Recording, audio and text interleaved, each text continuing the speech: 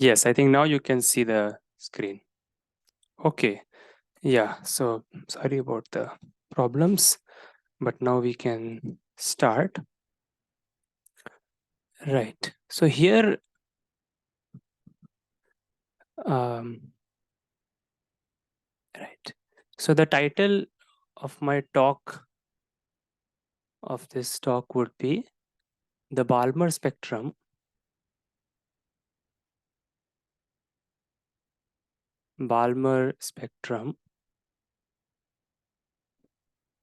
of a Noetherian ring.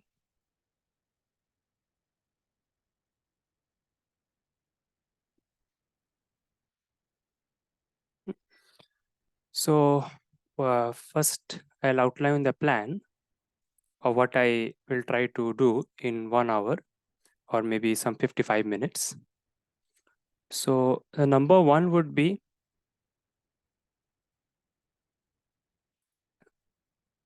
sorry. Yeah. So number one would be, given any tensor triangulated category. So this is going to be an essentially small tensor triangulated category with a unit. We will make an association. We will associate this to a topological space, which is called the Balmer spectrum. And we will denote it as spec K. So we will describe this space and this association. And second, we will describe a universal property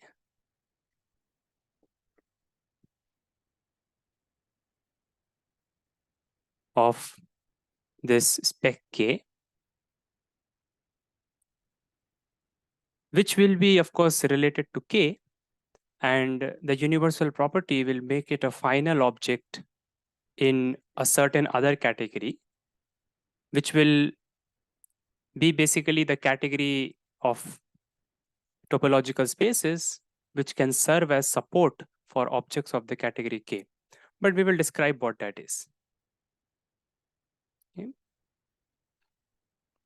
But then the third would be to say that the spec K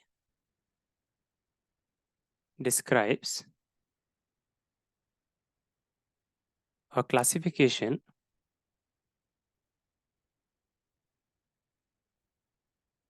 of, technically it is called thick tensor, but thick tensor ideals. It will describe a classification of the thick tensor ideals. So we will state this, how it describes. What this means is that we take certain special subsets of spec K, which is a topological space, and we will associate to them certain thick tensor ideals, or you can think of this as thick tensor subcategories actually, in most cases, of this. Okay, so what that basically, understanding spec K, which is a topological space, and certain of its subsets, like specialization closed subset, which is a theme in Hartshorne algebraic geometry. Specialization closed subsets are important in algebraic geometry. So basically, with the specialization closed subsets, it will associate to them some subcategories. And in fact, in this way, we capture all the subcategories. And not just that, but also the lattice of subcategories. Okay. Number 4.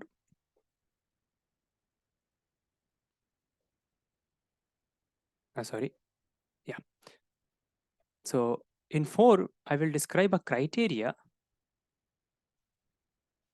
okay, for a space X, topological space X, to be isomorphic. And this isomorphism is not just homeomorphism of topological spaces, it is more than that, but we will state that time, to be isomorphic to spec K.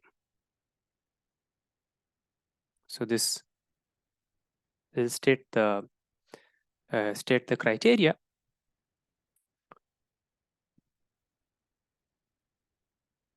Then we will specialize. We will take this K to be the derived category of perfect complexes over a Noetherian scheme, but we will only do for a Noetherian ring. It works for a Noetherian scheme also, same thing. But the proofs are different. I think the proofs are at least 5 years apart, at least. I'm sorry, a Noetherian ring. Where R is a Noetherian ring.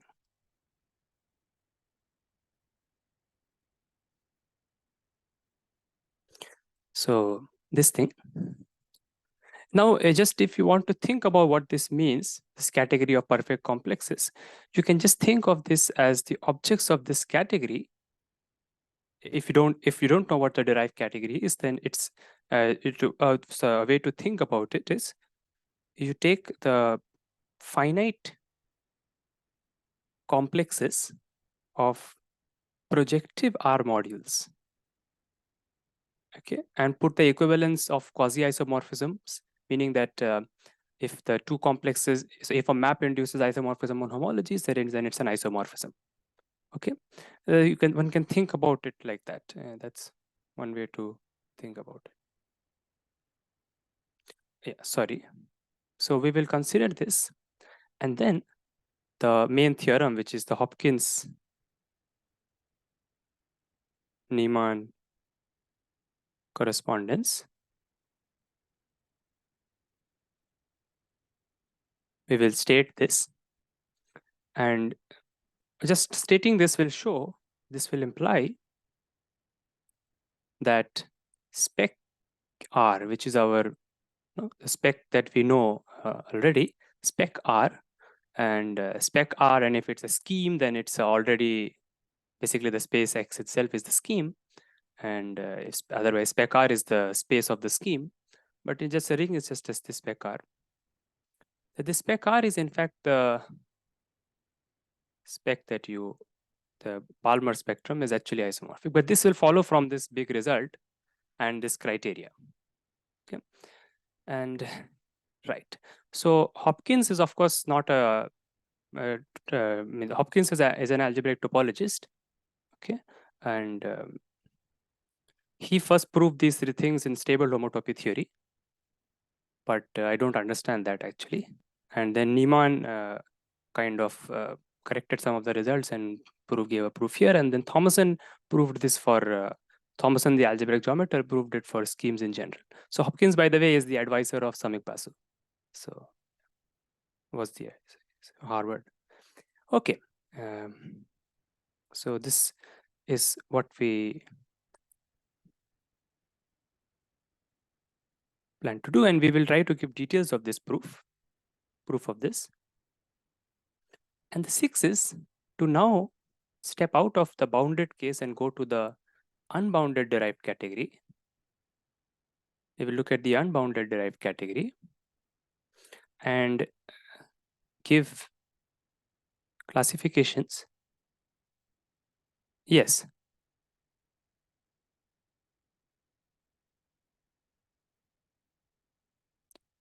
Bounded is, yes, it's very simple. So bounded just means that the simplest way to think of it is you're looking at complexes which are bounded, meaning they are non-zero in all but finitely many places.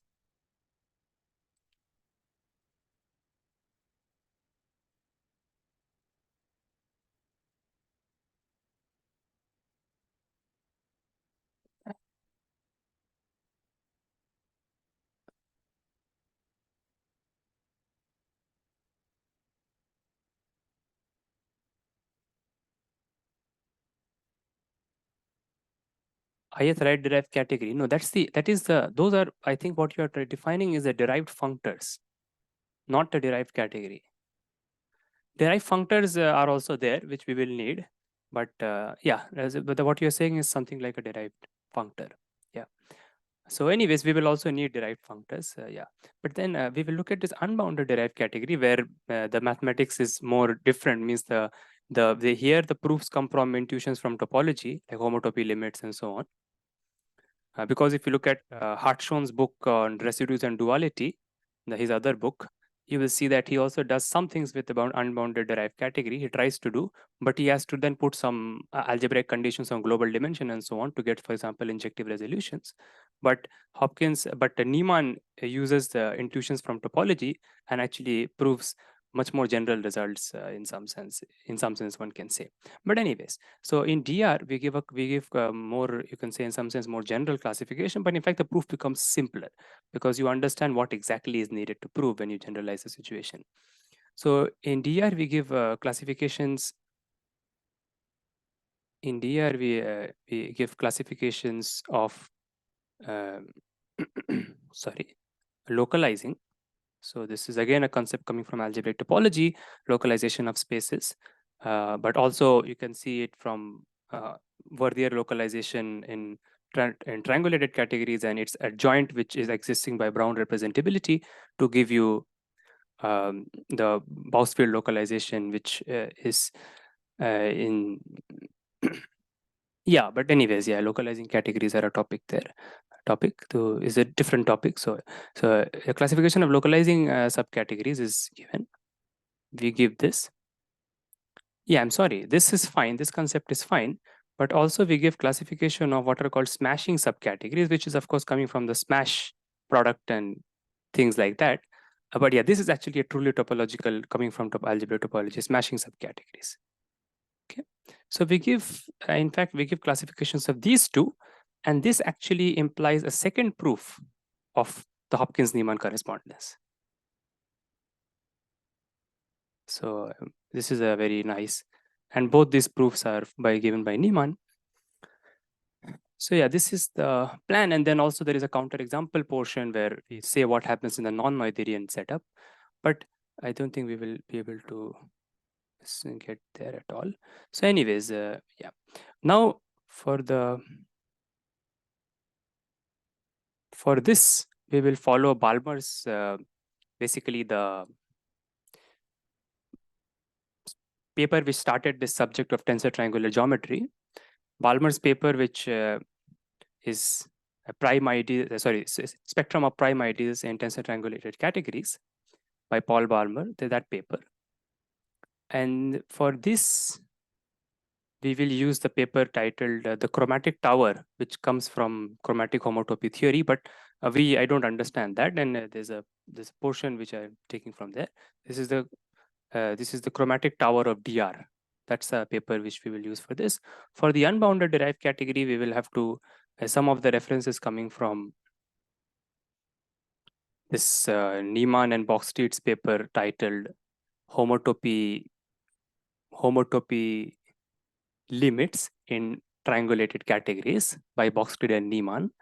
And then, or you can also look at the more algebraic paper of Spaltenstein, which he also develops similar results. So here we need the results of unbounded derived category.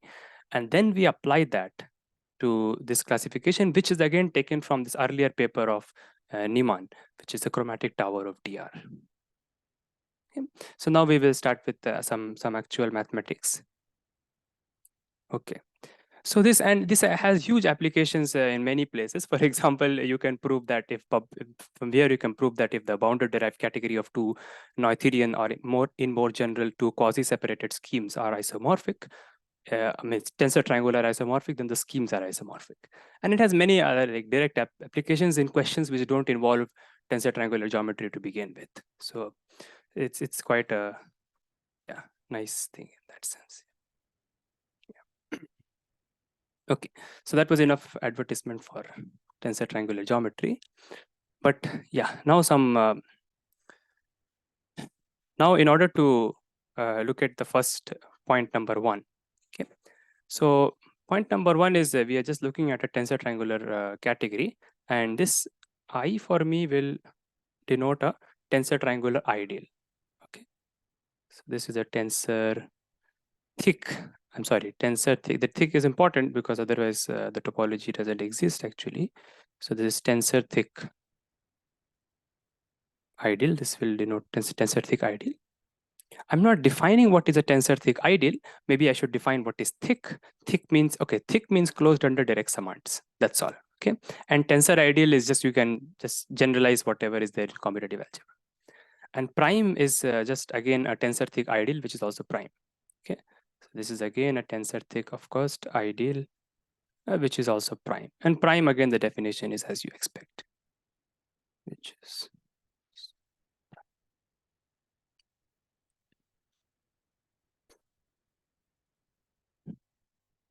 okay.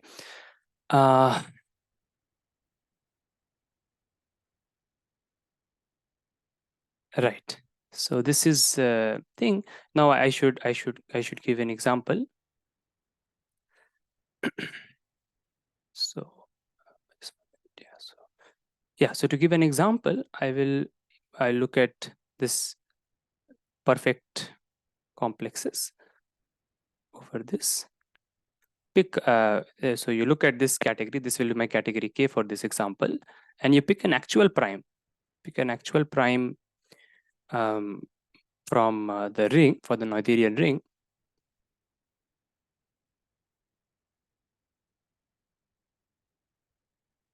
And then look at, so what I'm going to give is an example of a prime ideal, means tensor thick prime. I just call them prime ideal. Okay.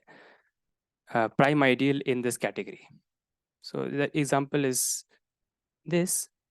You look at all the complexes X such that P does not belong to the support of X.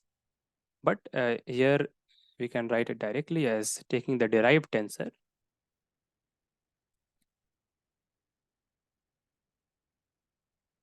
of Kp is equal to 0. Okay, simply look at this set. This is going to be a prime ideal.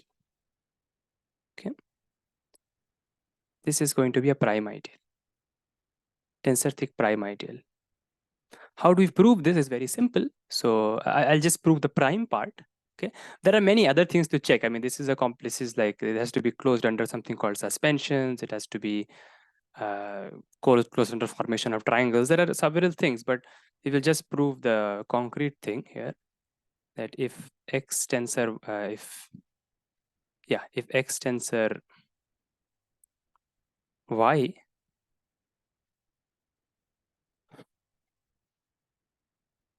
so we want to take all the X such that P is not in the support of X.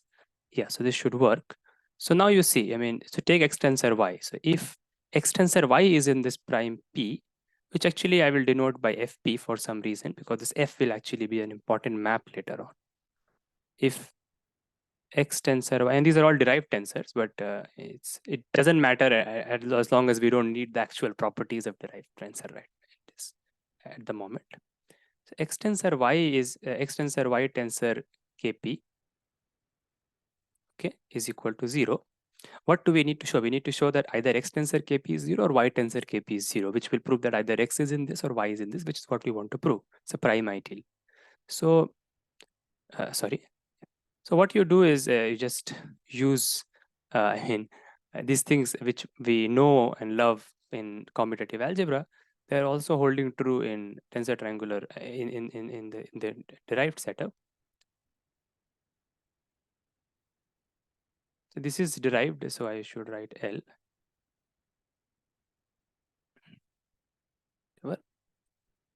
L, yeah, this.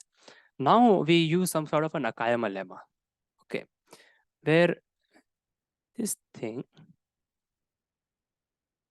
is uh, is a module, but it's a module over a local ring. When you tensor with Kp, is like you are, so when you tensor with Kp, right, then it's like you are localizing the module at the prime P and then quotienting by the maximal extension of the maximal ideal. It's a submodule. So it's like a module over a local ring. tensor another module over local. Some standard Nakayama lemma will show you that this equal to 0 means one of them have to be 0. So we just use that, right? So that proves that it is a prime. So I'll not erase, I think that's not a good thing. Skip it. Okay. Okay, so this was an example of a prime ideal. So this is a prime ideal in this this thing, and there is there is a more interesting, more involved way to get the same prime ideal, but this is a prime ideal. Okay, what is the time? Okay, so we should. So this is the thing.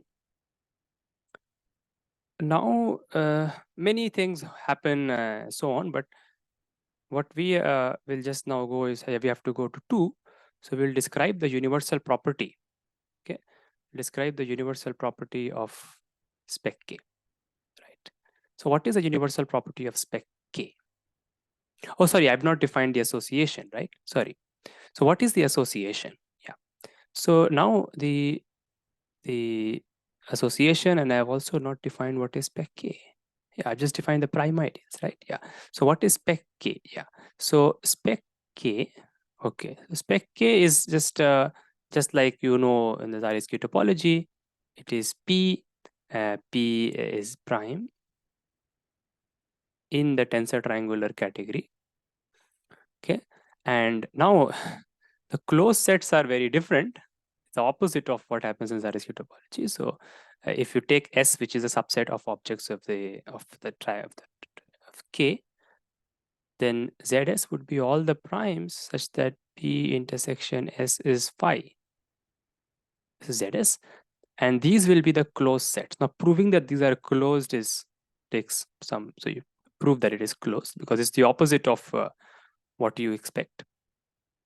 But then, what is of interest to us is when S is just a singleton, then this will, as you can see, this will become P such that A is not in P, right? It just becomes that.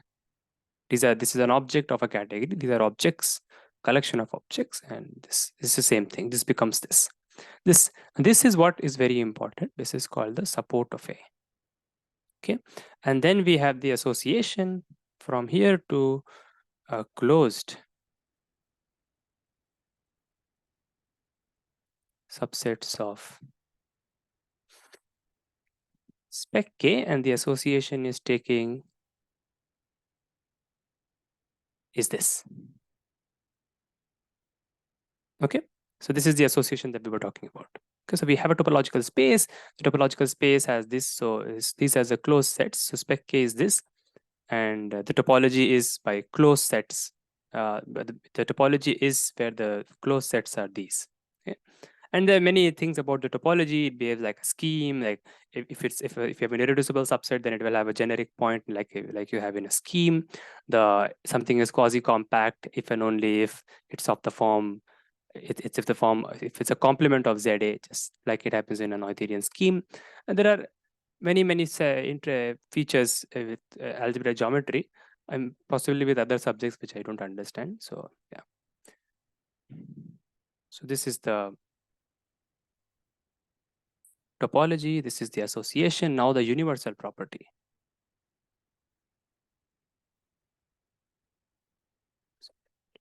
Okay.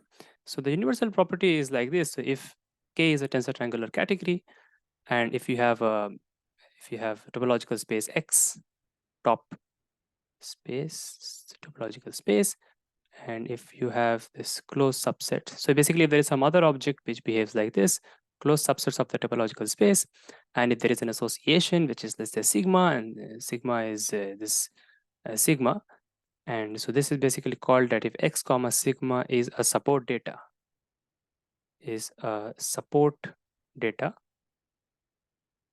on K, it has to satisfy several properties, but I'm not stating it. Okay, support data. And of course, we have our default support data which we just described. Then there is a unique map like this, Sorry, this is in some sense correct, but if this happens, then there exists a unique map from X to spec K. Sorry, this is wrong. I should say closed subsets of spec K. Okay, closed subsets of spec K, then there is a map like this, which makes this diagram commute. What does it mean? I mean, if you have a map F from X to spec K, then it kind of induces a map from subsets to subsets, right? And that in that sense, it should commute. Yeah, I don't want to make it more precise right now. So this is what it is.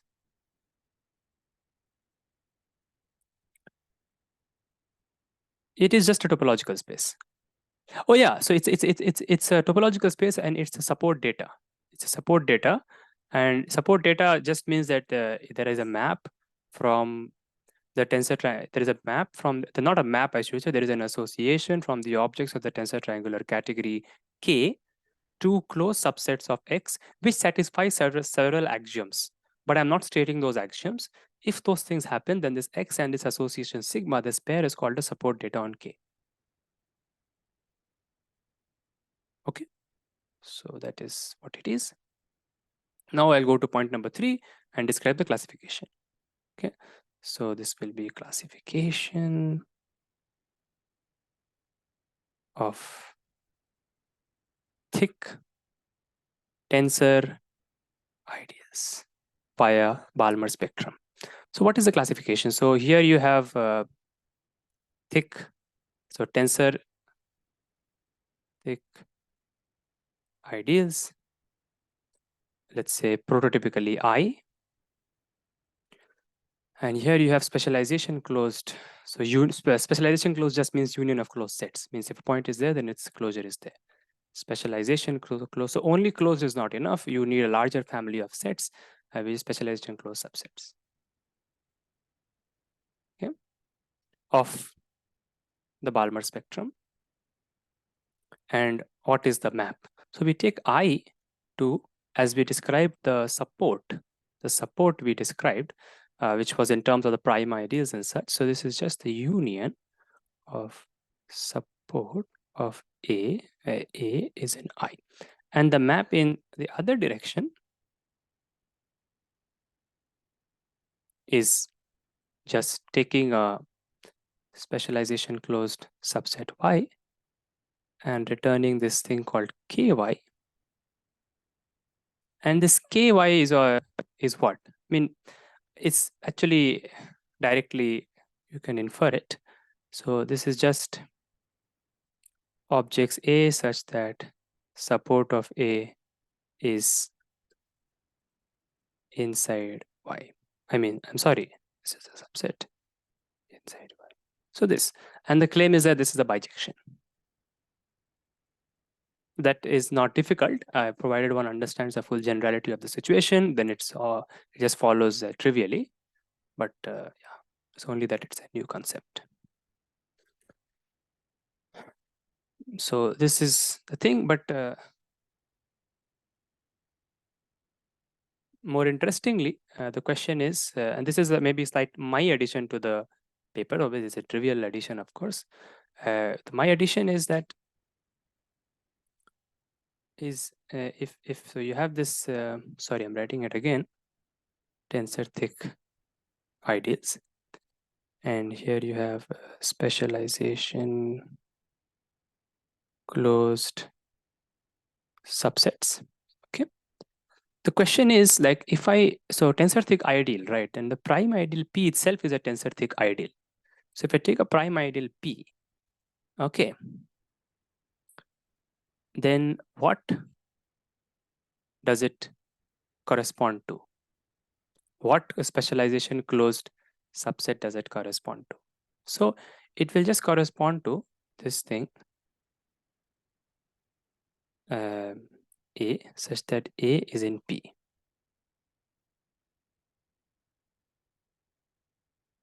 Okay, so this is what it will correspond to, and it is not difficult to prove this if you know if it's not difficult to prove this from the following claim, that ky, which we defined, is in fact equal to intersection of the primes p, where p is in the complement of y. But this complement is taken in the Balmer spectrum of the tensor triangular category. Okay, so from here this becomes easy.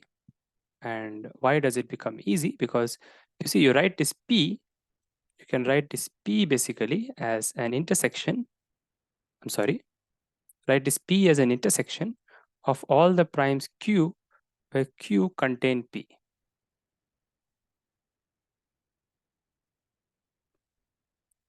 Okay, so then you can write, now you need to get a specialization closed subset out of it. So you just take q and you take the complement of this. So this just becomes q is in the complement of this. So q is in this, q does not contain p. Okay, and this is a specialization closed subset. Okay, so that is the color. So in fact, the prime ideas here will correspond to this kind of thing. Okay, yeah. So let's move on. So this is just the classification, and now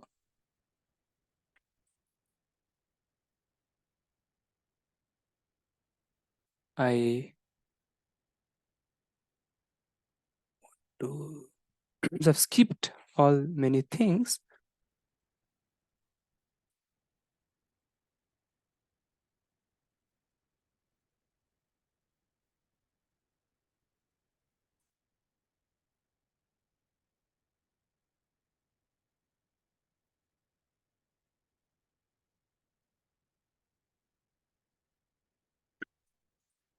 Sorry, I think I lost. Okay, never mind. So the next plan was the criteria.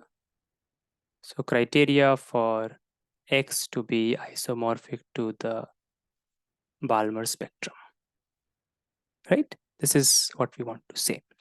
So it's very simple criteria. Okay, so if criteria is that if X is a support data, so obviously it has to be a support data to begin with. Okay. X is a Noetherian space.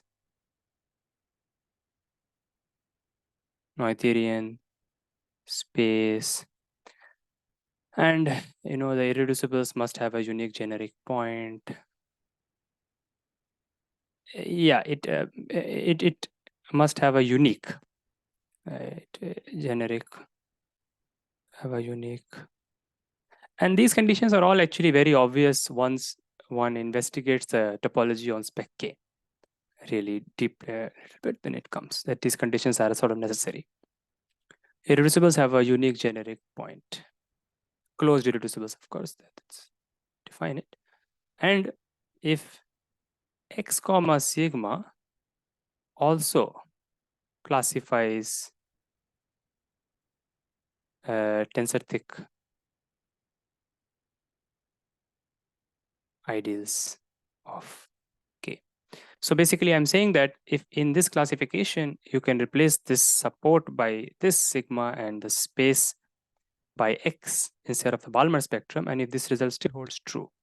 So if it classifies this thing, then it implies that the map F that we defined, because it's a support data, so there is a map, right? It's a support data, so there is a map F from X to spec K, right, is an isomorphism with all the things, but I'm just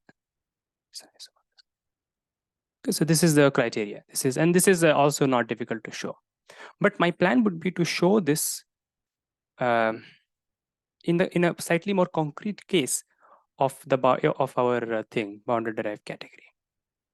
Okay, and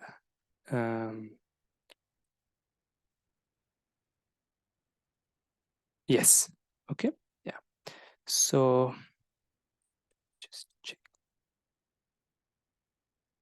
Yes, so let me just state the Hopkins Neeman correspondence and apply it, because what the Hopkins Neeman correspondence says is that using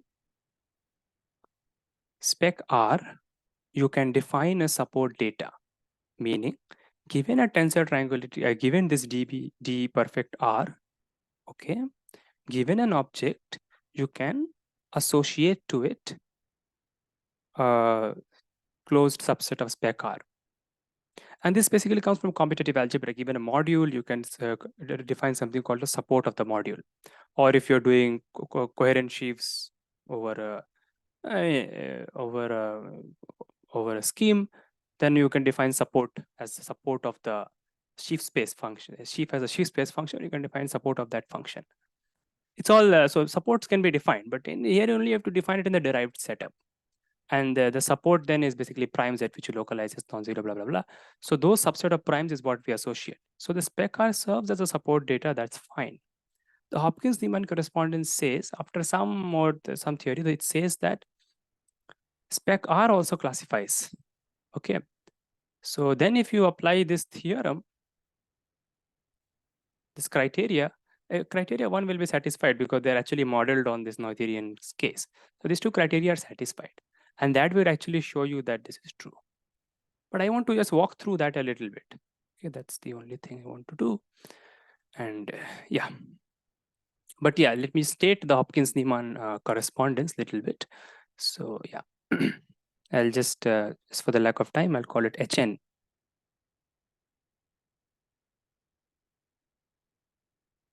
Correspondence. First proof by Hopkins with a flaw, a little bit of a flaw, and then Neeman quite kind of corrected it. Yeah. But yeah, he also obviously, sorry. So HN correspondence. So this is going to now be more concrete actually. So you can yeah, just look at thick. So I'll just remove the word tensor now. Okay. Thick. Now I'll call subcategories. Now it's a theorem that subcategories are all radical and tensor. That follows from some theorem, like you need some dualizability to say that everything is radical, and the other part kind of ideal sort of follows, but yeah. Thick tensor subcategories of, and I'll maybe I can also write it like this. It's the same thing. Okay, so it's the same thing as perfect complexes over R. So bounded perfect complexes, of course. This thing, and here we have specialization closed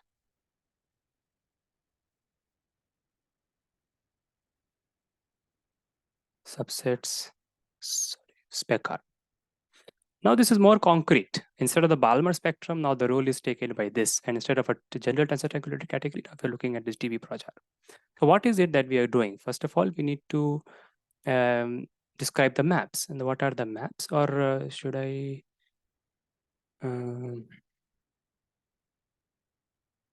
okay, so let me just spend a minute on just looking at this DB projar a little bit. Okay. Just to get a very concrete example in the picture so that we can just enjoy this a little bit. What DB projar is bounded. So, I mean, objects are obviously up to some kind of, up to an isomorphism, but objects are, a representative is this. It's a complex like this, where xi are projective. Okay. Now, you know that just like every module, yes, xis are modules over R, they're projective modules. Yes, they're projective modules. And I mean, if you're looking at schemes, then you have to look at quasi-coherent sheaves. Those take the role of projective modules, okay, over a Noetherian scheme.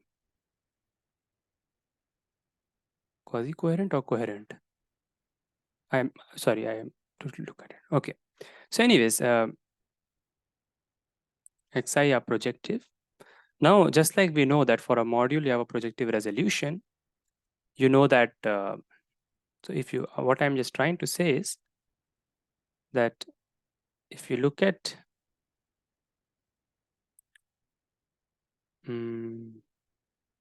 if you look at dB mod R, right, then you know that this category is equivalent to the homotopy category of, now these are not bound, these are bounded only on one side of projectives. And this is something like a Whitehead theorem from algebraic topology and CW approximation. It is, in some sense, it is the same thing. If you see the context of triangulated categories, it's the same thing. But how do we get this? I'll not go into that, but this thing is there. Okay, so categories are equivalent. But the problem that can happen is, and how do we get this? Maybe I should have to say, because I need for the next thing. So if you take a complex, if you take a complex X, and what you basically do is take its projective resolution. Projective resolution of a complex exists. Okay, but even if the complex is bounded, its projective resolution need not be bounded. Okay, and therefore, this thing KB projar, which is the same as DB projar, because for projectives, homotopy, equivalence, or quasi-iso or homology equivalence are the same things for projectives. Therefore, this thing sits strictly inside.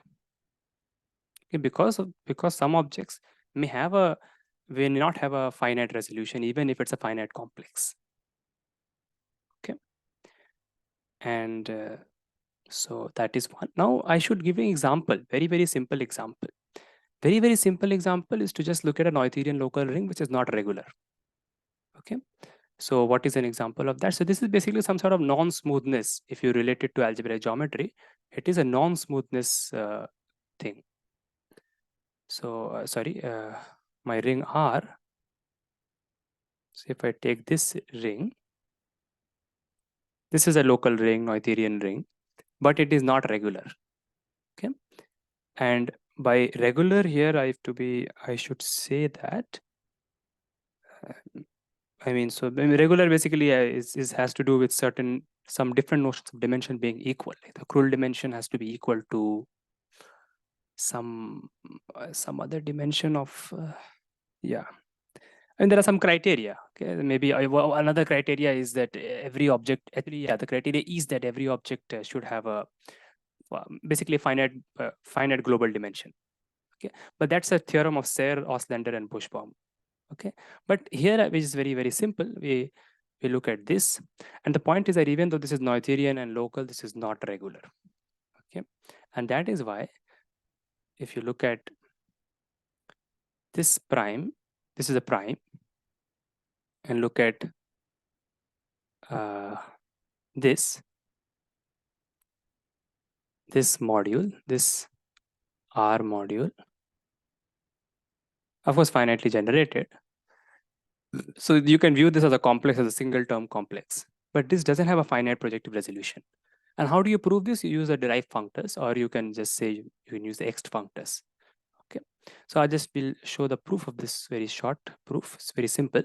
So you just take this R mod X to a resolution. If you sit down and do the resolution, you see that it comes out something like this. So you just take R and go to R mod X, take the quotient. Then the kernel is, of course, as you can see, is just X. So then the kernel is X. So now if you want this map, then it should be multiplication by X. So this map is multiplication by X. And in that way it continues. And it's very simple that you go like this. And now if you compute the ext functors, or I can just say the derived, I can just say the right derived. Now this is, I'm not going into the theory of, I'm not going into the definition of a right derived Hom functor. That's a separate topic of its own. But very simply put, if you look at the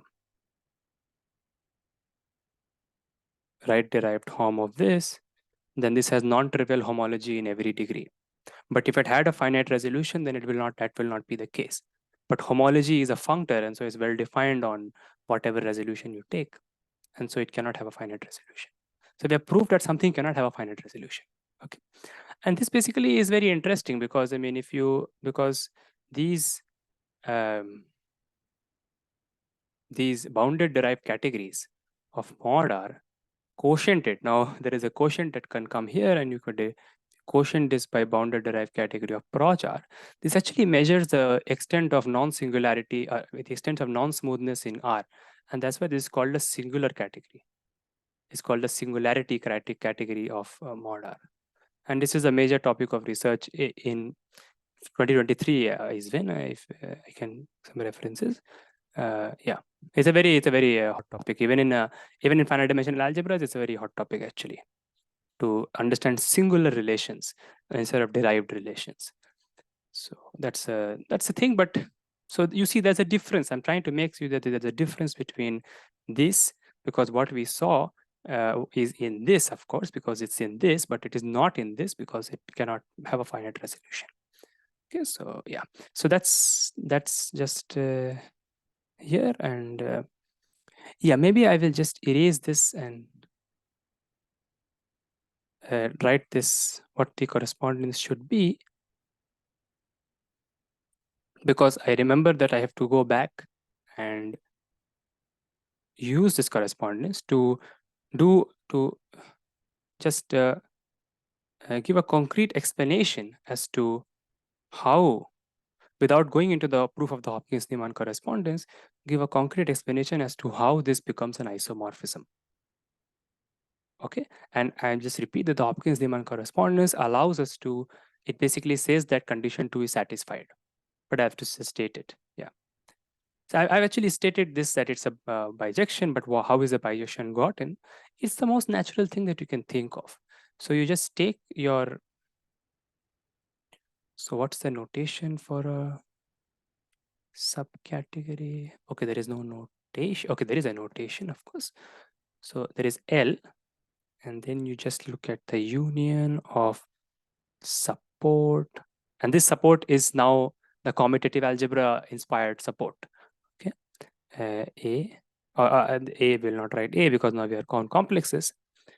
So A is, and this support is, I'll just define it, but yeah, so, and I will have to define it, and also I plan to, yeah, okay. So the point now is that how do you go in the other direction? If you just sit down and work out the inverse of a map, you see that the other direction is just like this. So if you take Y, then it is, I think it's the same thing as that. So it's just X such that support of X is in Y. So it is this, okay? And what is support? As I just said, that it is, so instead of, yeah, maybe I should, it's a very fantastic thing that the support is just this, is defined to be this P such that X tensor. This is just purely from commutative algebra with some necessary changes made so that it fits into the derived setting, is not equal to 0. But this actually turns out, even for more happy, it's actually just the support of a commutative algebra, Hx, which we all know is nothing but the annihilator of Hx. V of the annihilator, the usual V of the annihilator. This is a standard fact. So this, okay. All right. So this is the Hopkins Neeman correspondence, and now we just try to apply this, and yeah, let's apply that, and then I will come back to this, and I will come back to this and the plan, and then I will just show you an example. We'll take R equal to Z and look at causal complexes, and then we will see how you can use the Hopkins-Neeman correspondence to some extent describe concretely what the thick subcategories are intrinsically here without going to this one. And yeah, so let's do a sanity check, just check that thing. So right, so the picture now should be as follows. You look at tensor thick radicals, radical ideals, not radical ideals. Radicals is good. Galois theory. So tensor thick radical ideals. And here we have Neeman's spectrum. And here we have Balmer spectrum. So, and this is the spectrum that we know. And the claim is this. So of course, you can see that like this is basically saying that criteria 2 is satisfied. Okay, that is what it is saying. But now we have these two things, and we have the map F, which is defined as, sorry, it's just X. Maybe I should write it properly as P. P will go to, sorry, I'll just write here P such that P, and then this will go to all the things X. So this was my example of prime ideal which I gave, right? X such that X tensor KP is equal to 0. Okay, and we are, of course, there are maps from here. I mean, not from here, actually, from closed. Yeah, there is a correspondence here from specialization closed, blah, blah, blah. And here also there is a correspondence. And we are going to exploit this. And this correspondence exists because of Neeman's thing. And this is the general from the general Balmer's thing. And we are going to use this to show that this is a bijection. But mind you, this is not needed because the theorem says that, I mean, you can directly go do it directly do it from the properties and actions, but just to familiarize ourselves and trying to, yeah. And it also gives us some insight into the proof actually of the Neeman's proof, maybe, yeah.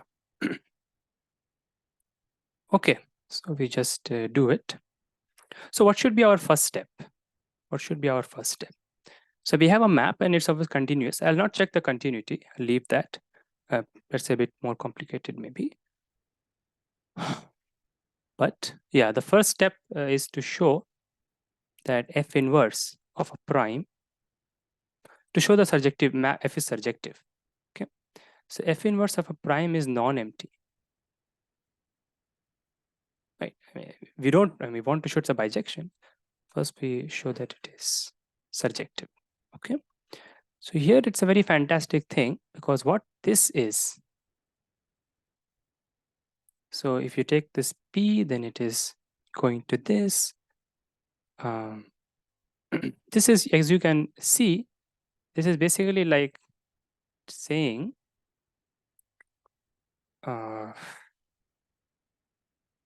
sorry. 1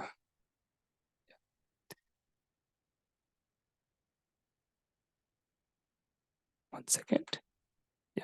So right here, F inverse P, what it is basically doing. So the inverse, if you just write the set theoretic inverse, then you are basically going to get all the primes, okay, which are not all the primes in spec R, which are not in the sub. So I'll just write it. So this is going to be intersection of the complements of the supports of the objects. So you take this object X. This object X, remember, is a complex. We are now in the derived category. Sorry, I should have written derived. Means because we are in the derived category, so we should just write derived category. Although that one is not wrong, but yeah. Projar. X is a complex, and this is the support from commutative algebra. X is in P, of course. And we take the support, take the complement of the support, and then take the intersection. Because you can see, right? If you have a prime, this prime is a prime in the ring. If this prime, and here you start with a prime, and then you define the inverse, right? So if you have a prime which is in the inverse image, what does it mean? It means that its image is in this P. And wait, just a minute. Oh, yes, yes. So this is the So remember, this is the Balmer spectrum. So this is consisting of primes. These primes are themselves collections of tensor thick ideals. So if I take a prime P, then where do I send it? It is to this, right? So if a prime P goes into this P, okay, so that's the problem is that I have, oh, no, no, no, right, that's all right, yeah. Yeah. So if P goes into this, right, it means that P tensored with everything in X is equal to 0. So you take a particular X, right? Then P, take a particular X in P, right? Then this prime is not in the support of that. And every prime that is not in the support of that, you collect, means complement of the support. But this should happen for everything in a P. Every X in P, so I'm taking the intersection. Okay, so that is what it is. And this is, of course, just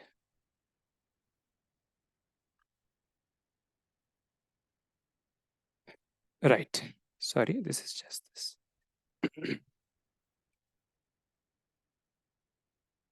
Okay, so this, we want to show this is not empty. We want to show this is not empty, right? So the so I want to be on the same board. So yeah, so we want to show that given a prime ideal, okay, if you take the union of the supports, then this is not equal to spec R.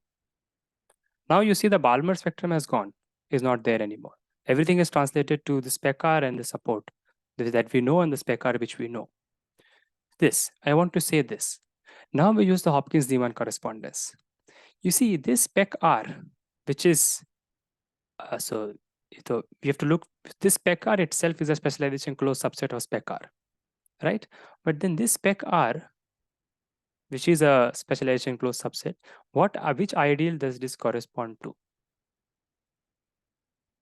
This corresponds to the, well, it corresponds to the entire DB project. Of course, it's a inclusion preserving thing, corresponds to that. Okay, and how is this correspondence? So you know that it is union of supports. So if you take DB projar and its union of supports, then you will get spec R. Okay, but if you take a prime ideal, by definition, it is proper. So this is not equal to this. So when you take a prime ideal and take its union of supports, you're not going to get spec R. And that's what we wanted to prove. So if we have exploited the Hopkins Neeman correspondence, it's we've used it, okay, to say that it's non-empty. So in the same way, we can use to prove that it is also one point. That's the next thing to prove, right? That F inverse P is a single point. I mean, sorry, this is not, doesn't make sense. Maybe I have to go to the next board. So yeah. So next thing to show, and I want to show this. This will also prove actually something very nice. Okay, or maybe not. I don't know. At F inverse P is actually a single prime. Right. we want to show this, right? Let's just or maybe which you don't have time. So yeah, but never mind. Let's just show this and then maybe we can stop. So if F inverse P, so basically there are sorry, just to track back, we will not go to the unbounded thing at all. Okay. Here though, I want to just talk about this and yeah, because I just want to mention the causal complex thing, because that's a concrete thing which everybody, which is from just commutative algebra. So right. So yeah, so we'll not go to the unbounded thing. There are also a lot of commutative algebra of injective hulls and injective injective hull and injective solution, and some things, some ideas used like Grothendieck's notation of system of supports and nice things, and even the proof involves nice things like the primary decomposition in Noetherian rings and all the many things. But yeah, so we will just look at this. So we want to show this. Okay, so if F inverse P,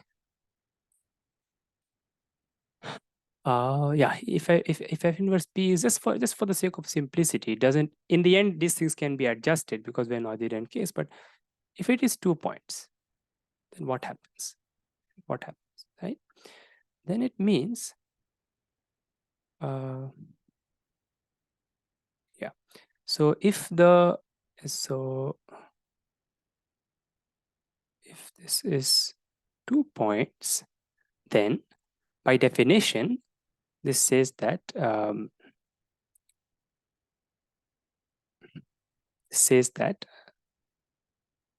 the union of supports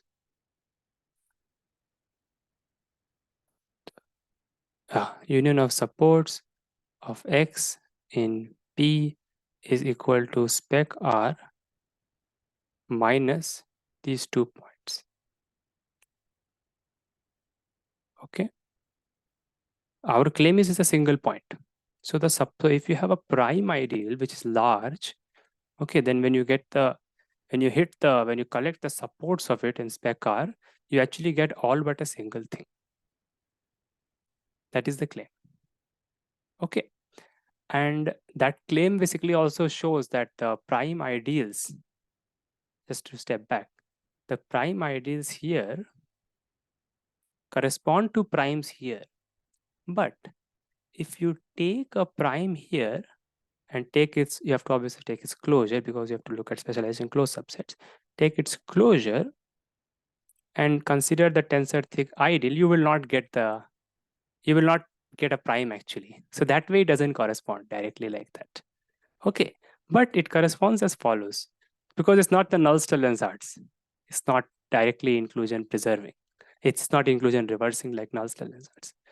But if you take P and you take its complement, this you can prove is specialization closed, and this will correspond to a prime. That is basically what we are proving here in some sense. But let's just quickly prove this. If it is like this, then it means that that X, okay, my pen, okay, it's working. Yeah, X tensor KP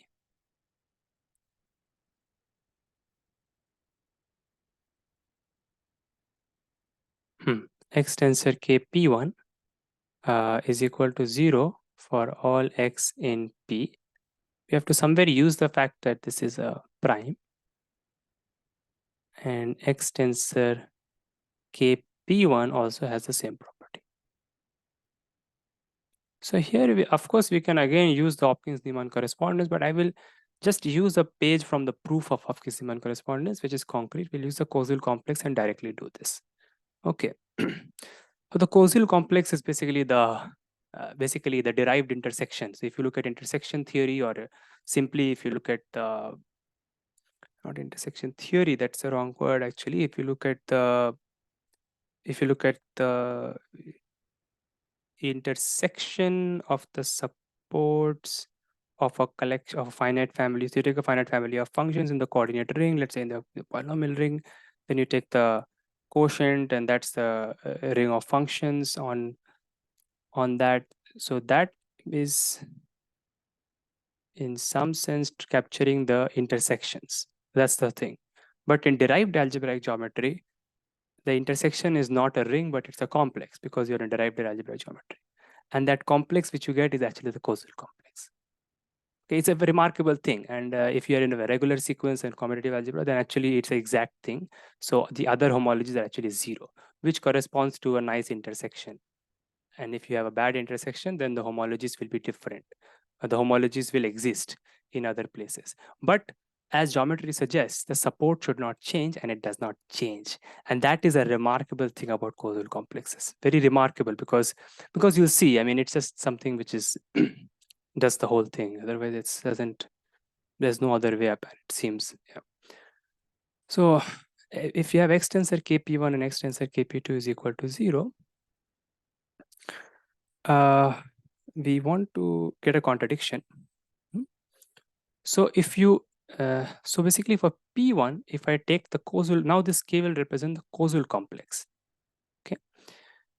So I should define what the causal complex is. But if you assume that the causal complex is a bounded complex of projectives, remarkably, whose support is actually equal to R mod P. Okay. So that then let's say if you assume that, and you have the causal complex for P2. Okay. So their supports is R mod P. How they are constructed will just come in a minute. Okay, then the support is so the support of this. I'm sorry, did I say R mod P? That doesn't make any sense. Support of this is closure of P1. So support of the causal complex is equal to basically P1, and then we have to first take the closure.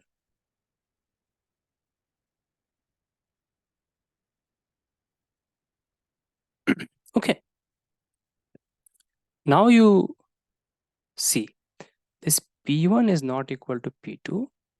This implies, as we know, that the schemes are T0 spaces. All schemes are T0 spaces. I mean, yeah, I mean, it should be. I don't remember. But at least for rings, you know that they're T0 spaces. Means that if P1 is not equal to P2, then closure of P1 is not equal to closure of P2. Right? Basically, if you have 2 points, then you can, for one of them, you can find a neighborhood that doesn't contain the other. You don't know which one, but you can find one. It amounts to this. So you know this. So you know that these are not equal. Okay. So their supports are different. Okay. Now,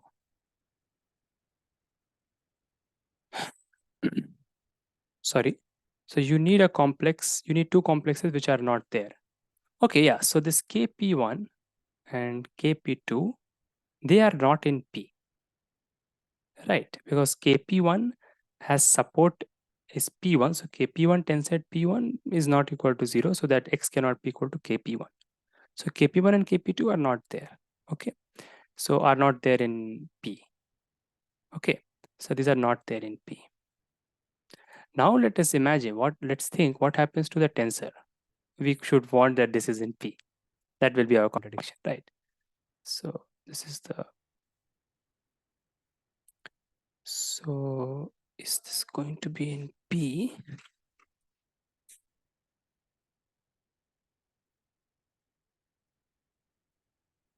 Ah, right.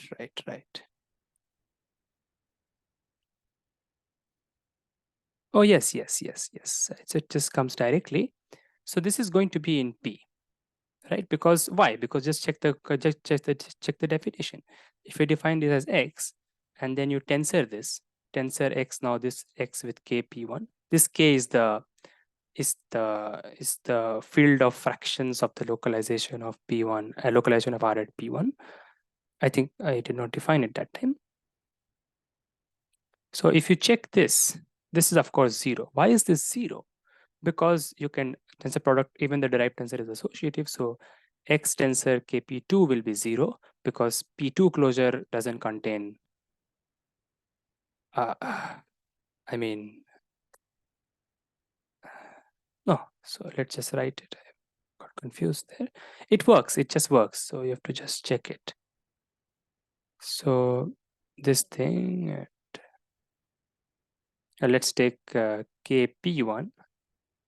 Then the claim is that this is 0,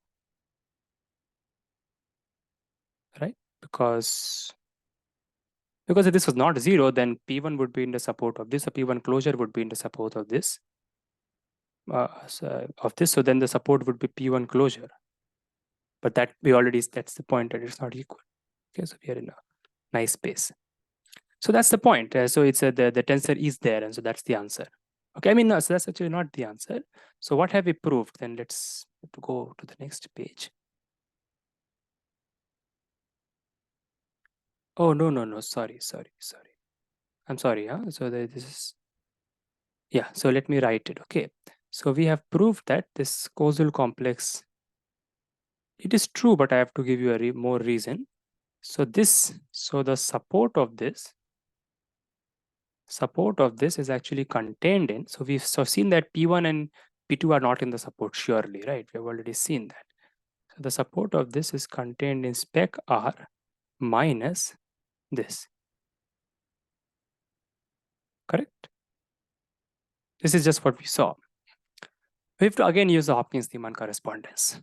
Okay, so so if you look at this Y, okay, this is a specialization closed subset in spec R. This Y, wait a minute, and this P, right, yeah. So this is a Y, and right, and then we have to play the game P. So this P corresponds to this Y, right? Because by definition, because we saw that for the P, for this P, so I should say that, right? So this is basically the what you get if you start with P in the Hopkins Neeman correspondence, right? You take the union of the support of the complexes which are in P. So it's that, and so that this is a correspondence. Now you see, it means that any complex, because the inverse of the Hopkins Neeman correspondence, if you see, then it gives you this ky, which says any complex whose support is contained in y, you take that in P. And if you start with P, come here, go back, you get the same thing. So this is in P because of that reason. So we have to use the bijectivity also, not just surjectivity. So that takes care, that says that it's a single point. So I have convinced you by just that this result, this criteria result is in fact true. Okay, now I just quickly define what is the causal complex and why its homology is so interesting. Okay, and yeah, then for the derive, maybe I'll have to skip everything else, but I'll just do a short, very short, because there is causal duality, there is interesting things about causal complexes, and it's interesting results. So in IMSC they're doing this thing, right? What are they doing? No, not in IMSC. In CMI they are doing causal depth. No, I forgot. Anyways, I cannot recall the name right now, but yeah, they're using this left and right. It already will start, I think, from 18th. So anyways, so this causal complexes. So what is a causal complex? We'll give a very simple example. Okay. So we'll give an example of two generators. Okay. So let's say that you have an ideal I. So it has nothing to do with a prime ideal. Okay. It's nothing to do with the prime ideal. If you take an ideal I, let's say that it has two generators. Okay. Let's say that it has two generators. I want to form a causal complex out of it. So there are two ways of doing it, and they are dual to each other. Let me do the one which I'm comfortable with. A dual in the sense that they are same. Yeah, take the dual and they are same by causal duality. So the idea is very simple. Idea is to use this alternating algebras. Okay. So you take this R, and which is the ring which you're working on. And this is also related to Hochschild homology. It's very bar resolution and everything, which is, there is a workshop on Hochschild homology going right now in ISER Kolkata. So yeah. So anyways, this is all going on. So here we have this, and yeah, then we have this, and this is the alternating algebra, okay, which is from just from differential geometry. It comes the differential forms. That's just that kind of usage. It's there, And these are free. Remember, this will also be free with n choose r as the rank. If you are doing r, this is r, this is n. So anyways, simply we should come to the matter is if you take this map, which is this, and yeah, yeah. So this is actually just a simplification I'm making. In general, so I'm saying this. Look at this complex basically. In general, you have to do like if you have R and then you have wedge Rn, then the question is how do you go from this to this? Now, if you just look at how, in what general context this is true, you will see that there's only one way to do it, and it is to take a element of this, which is this is R fold direct sum, and then the tensor of the, then the alter one wedge of that. Then you will see that if you take x, sorry, I mean if you, I'm sorry, yeah. So yeah, so if you take your x to be your sequence of elements from the ring, they generate some ideal, but that's not secondary here. That is secondary. If you take this, then this x is in this. And then you will see that you take some a in the wedge, you have now nowhere else to go but to send it to a wedge x to get to wedge 2. And then similarly, you continue. Okay, so that's a fantastic thing. But here, if you do it, it will come out to be this. So I have done the calculations. I'm just telling you like this. Okay, and this has remarkable properties. I mean, the derived tensor actually behaves, adds the concatenates the sequence actually. That's fantastic.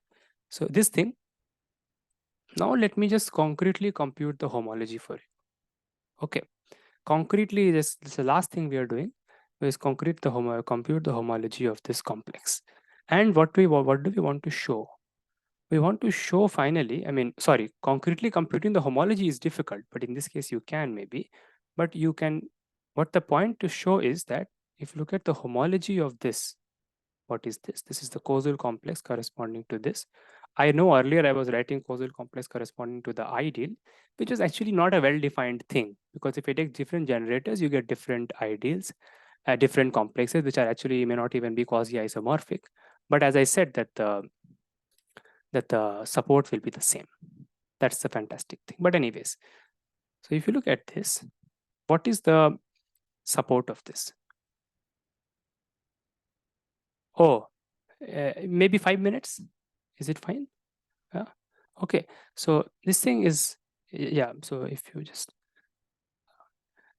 yeah, right. I mean, it's going to be over time. And I've not even done anything. Actually, I just stated everything. So yes. Okay. Sorry. Yeah. So you see, the point here is to now, if I tell you about the homology of the causal complex, which means I'm taking the total homology, direct sum of all the homologies. Of course, what is our goal? Our goal is to show that the annihilator of this homology or the support of this homology module is equal to I. Right. That will show that the support is V of I, the primes containing I, which will then be P closure there if I was P. Right. This is it, right? That's what we want to do. So how do you do this? So let's compute. So let's call this H0. So let's compute H0. What is H0? What is H0? So this thing, you know that it is just going to be something like R E1 wedge E2, right? Uh, I'm sorry. Yeah. So basically this is R E1 wedge E2 quotiented by the image of this. What is the image of this? If you take a general thing here, which is basically A1 E1 or R1 E1, maybe I should say, because A1 is already there. R1 E1 plus R2 E2, then already the map is telling us what to do. Okay, so you have to just, I mean, what do I mean? Sorry.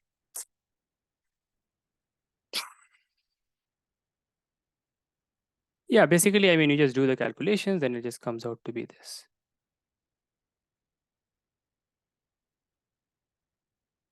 And if you're willing to forget this, then you see this is just R mod I. All those things can be explained, but this is just R mod I. Okay, so this homology is R mod I, and look at the annihilator of this, it is I. Okay, similarly, if you do this here, it's slightly more interesting, but if you use ideas from primary decomposition, something like that, or just annihilator of annihilator kind, like, you know, the associated primes come from the annihilators and so on. So if you use that, you can show that it is also, and it will be zero if they are non-zero devices and so on and so on. And the middle one is more but anyways, I mean, I'll just say that all of them have a homology such that the thing is nice. Okay, and there are many other things, but not say it. Okay, so maybe I will just stop here. Yeah, so I have not done this part, and the proof also I have not discussed the proof of this. Neither proof I have discussed. Okay, so yeah. Right. Okay, so that's it. Let's stop here. Okay.